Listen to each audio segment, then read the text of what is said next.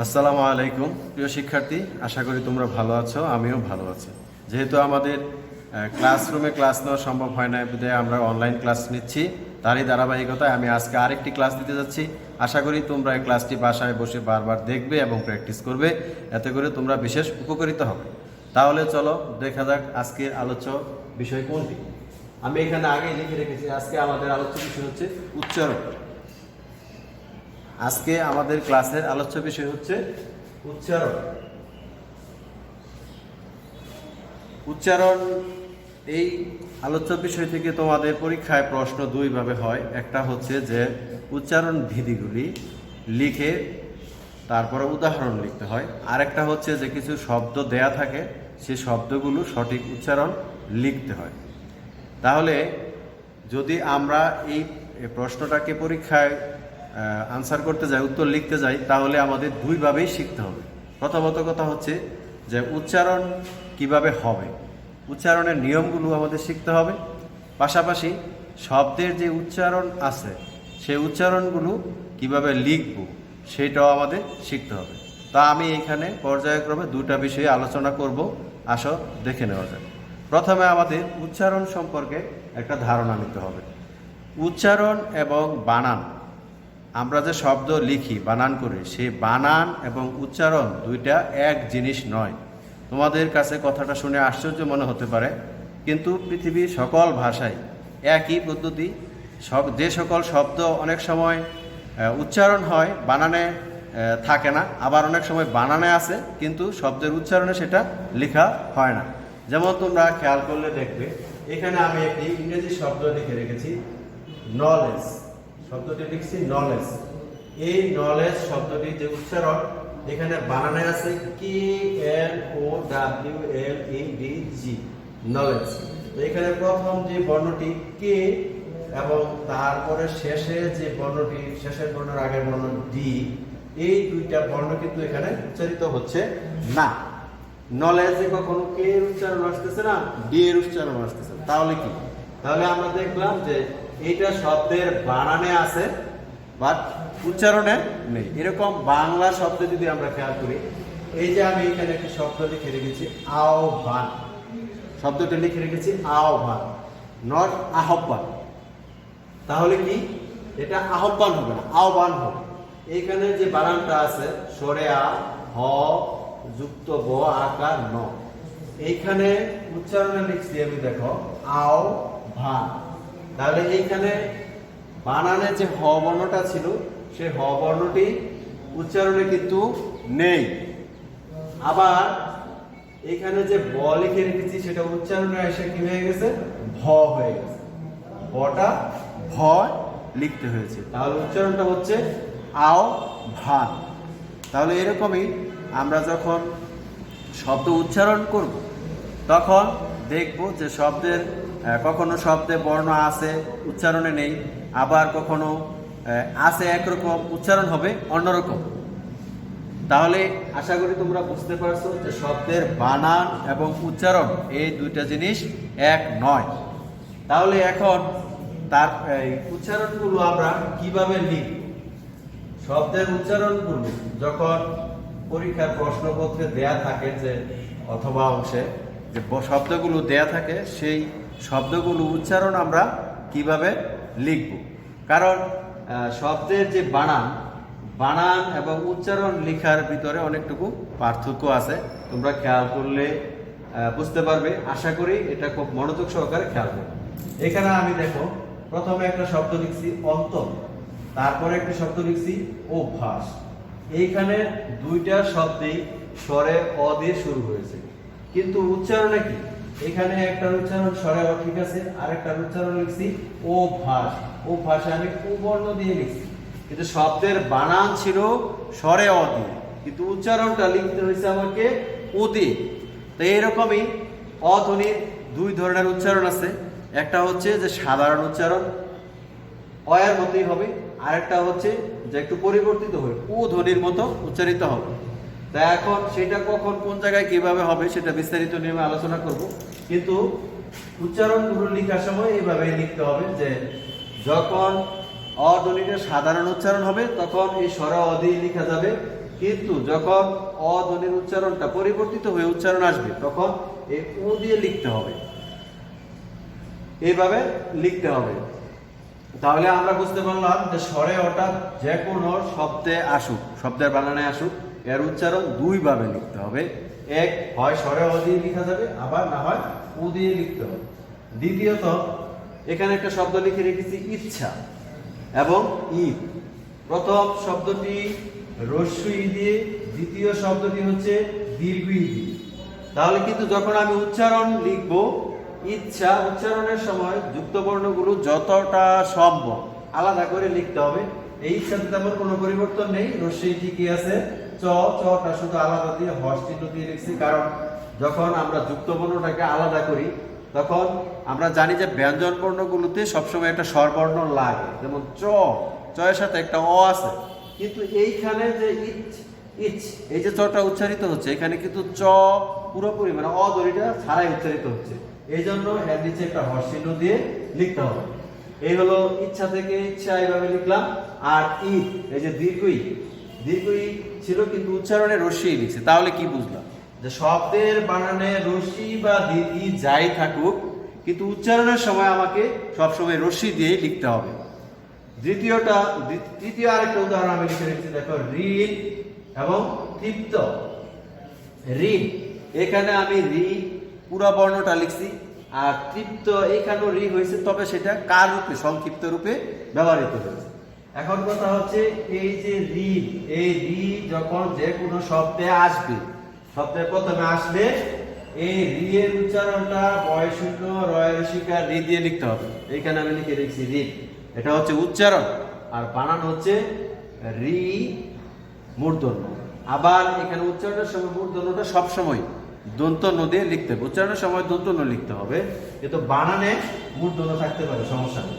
তাহলে এই যে ঋণ, এখানে রি এবং মূর্ধন্য, উচ্চারণের সময় কিন্তু আমি লিখছি বয়শূন্য শিকার রি দন্ত ন। তাহলে আমাদের খেয়াল রাখতে হবে, যদি শব্দের বানানে রি আসে সেটা আমরা বয়শূন্য রয়ের শিকার দিয়ে লিখবো, আর মূর্ধন্য থাকলে সেটা অবশ্যই আমরা দন্ত ন দিয়ে লিখবো। আর এই যে তৃপ্ত, এইখানে যে শব্দটা আছে সেটা হচ্ছে এই যে রিকার আসছে, রিকারটা আমরা রিকার রূপে লিখতে পারবো, সমস্যা নেই, শুধু সংযুক্ত বর্ণটাকে আলাদা করে দিলেই হবে। তৃপ্ত। তারপরে হচ্ছে উদাহরণ হচ্ছে উক্ত এবং উর্মি। এই শব্দ দুটিতে রস্য উ এবং দীর্ঘ উ আছে, কিন্তু আমরা উচ্চারণ যখন লিখব দুইটাই রস্য উ দিয়ে লিখতে হবে। যেমন উক্ত এবং উর্মি, এখানে উক্ত রস্য উর্মিতে দীর্ঘ উ ছিল, কিন্তু উচ্চারণের সময় আমি রস্য উ দুটোতে রস্য উ ব্যবহার করেছি, এটাই করতে হবে। একতা, 100। এখন এই যে এ ধ্বনি, এখানে এ ধ্বনি আসছে, একতাতে এখানে এ ধ্বনি, 100 এখানেও এ ধ্বনি, কিন্তু এ ধ্বনিরও অ ধ্বনির মতো দুইটা উচ্চারণ আছে, একটা সাধারণ উচ্চারণ আর একটা হচ্ছে পরিবর্তিত উচ্চারণ। সাধারণ যে উচ্চারণ যেখানে হবে সেখানে এ দিয়ে লিখতে হবে, আর যেখানে পরিবর্তিত উচ্চারণ আসবে সেইখানে হচ্ছে স্বরে অ জফলা আকার, এইভাবে লিখতে হবে, অর্থাৎ 100 উচ্চারণটা হবে 100। আর এখানে হচ্ছে একতা, আর এখানে হচ্ছে 100 উচ্চারণটা, তাহলে এর উচ্চারণটা এর মতো হবে। তারপরে হচ্ছে ঐক্য, ঔষধ। এইখানে ঐক্যটা আমি লিখে রেখেছি ওই দিয়ে, ওই কজফলা, আর এখানে হচ্ছে ও।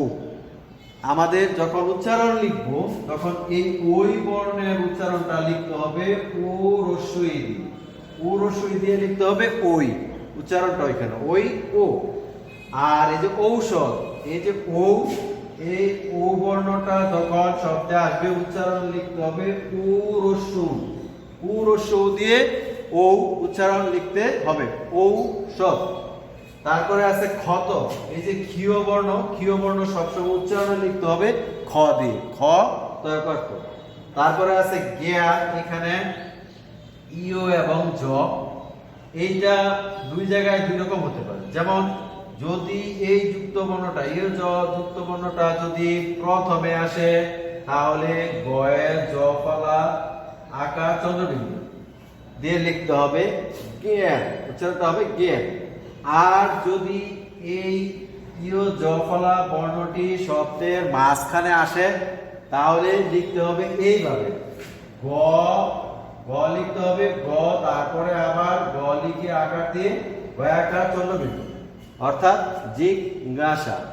তাহলে এই যে যুক্ত বর্ণটি, এটা শব্দে যখন আসে আমরা দেখলাম যে শব্দের প্রথমে আসলে লিখতে হবে গয়ে জফলা আকার দিয়ে চন্দ্রবিন্দু দিয়ে, আর যদি শব্দের মাঝখানে আসে তাহলে গ হর্ষ চিহ্ন দিয়ে গয়া আকার চন্দ্রবিন্দু দিয়ে এইভাবে লিখতে হবে।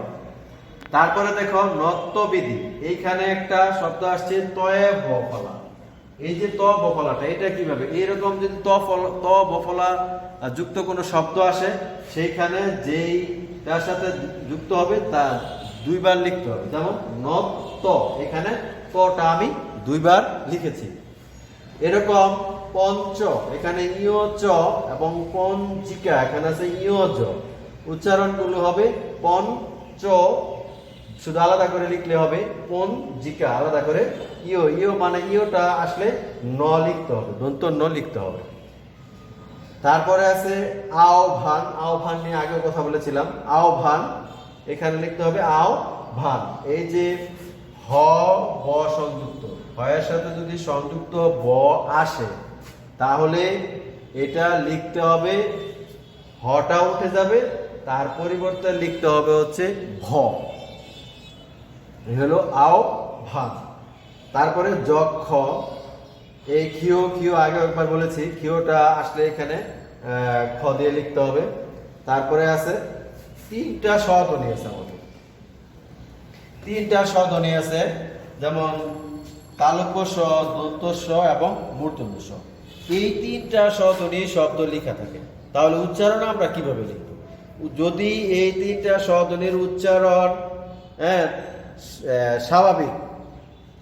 স্বাভাবিক হয় তাহলে তালব্য সই লিখতে হবে। যেমন শাসন, এখানে এই স স উচ্চারণটা একই ধরনের হচ্ছে, কিন্তু যখনই এই উচ্চারণগুলো এই দন্ত স মানে ছয়ের মতো হবে, অনেকটা কিসের মতো হবে, স, ছয়ের মতো হলে, যে এখানে লিখে রেখেছে, আর যদি ছয়ের মতো হয়, এই স ধ্বনির উচ্চারণটা যদি ছয়ের মতো হয়, যেমন শ্রে, এখানে লিখছি আমি তালিবা স, উচ্চারণ করছি ছয়ের মতো, তাহলে এই ছয়ের মতো উচ্চারণ হলে তখন শুধু দন্ত স দিয়ে লিখতে হবে, আর বাকি যত স্বধ্বনি আছে, যত শব্দ যেভাবে আসুক সবসময় তালিবা স দিয়ে লিখতে হবে।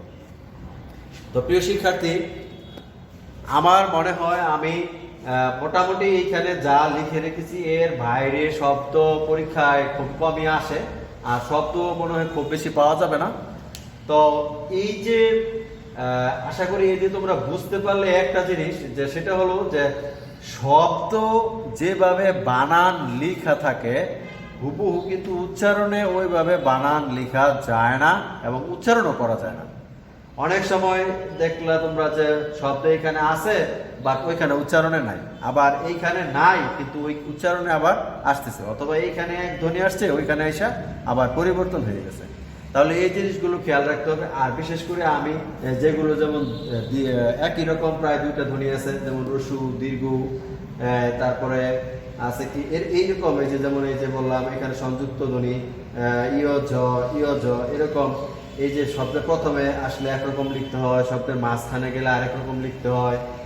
তাছাড়া এই যে রস্যু দীর্ঘ, দুটোটাই রস্যু লিখতে হবে, এরকম রস্যই দীর্ঘই থাকলে দুটোটাতে রস্যি লিখতে হবে, এরকম আর কি। আর বিশেষ করে স্বরে অ এবং এ, এই দুইটাতে একটু ডিফারেন্স আছে, কখনো লিখতে হবে স্বরে ওই বা এ লিখতে হবে, আবার কখনো লিখতে হবে ও দিয়ে, কখনো লিখতে হবে এ দিয়ে, এই যে স্বরে অ জফলা আকার এইভাবে। তো এটা তোমরা বারবার দেখবে, দেখে কিছু প্র্যাকটিস করলে, অনুশীলন করলে আশা করি তোমরা উচ্চারণের যে অথবা অংশের যেটুকু আছে সেই উত্তরটুকু করতে পারবে। অ ধ্বনি দুই ধরনের উচ্চারণ হয়, একটা হচ্ছে অ সাধারণ উচ্চারণ, আর একটা হচ্ছে সংহৃত মানে ও এর মতো উচ্চারণ, ও ধ্বনির মতো উচ্চারণ হয়। তো পরীক্ষায় আসে যে অ ধ্বনি সংহৃত উচ্চারণের 5টি নিয়ম লিখো, সেই বিধায় আমি এখানে আরো নিয়ম আছে, তবে আমি এখানে আজকে আপাতত 5টি নিয়মই লিখে রেখেছি। আশা করি তোমরা দেখলে উপকৃত হবে।